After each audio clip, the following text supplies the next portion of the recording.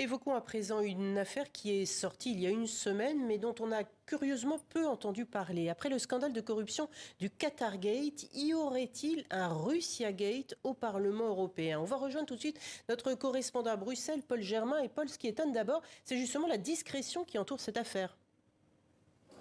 Effectivement, Isabelle, parce que l'affaire a quand même été dévoilée par des sources crédibles. Ce sont les services de renseignement tchèques qui ont révélé qu'un important réseau russe agissait dans l'ombre au Parlement européen. Et cela a été confirmé par Alexander De Croo, le Premier ministre belge, qui préside pour le moment l'Union européenne. Alors, de quoi s'agit-il exactement? C'est un site d'information basé à Prague, la Voix de l'Europe, qui aurait fait de la propagande en faveur du Kremlin en achetant des députés européens ou des candidats aux européennes. Et les bénéficiaires seraient des personnalités politiques de Hongrie, des Pays-Bas, de France, d'Allemagne et de Belgique. Au Parlement européen, le groupe des Verts et le groupe Renew, le groupe libéral, demandent une enquête et aussi un débat la semaine prochaine en séance plénière. Mais Nathalie Loiseau, une députée qui est dans le groupe d'Emmanuel Macron, n'a pas attendu pour dénoncer l'extrême droite, notamment française, dont certains membres auraient pu toucher de l'argent. Du coup,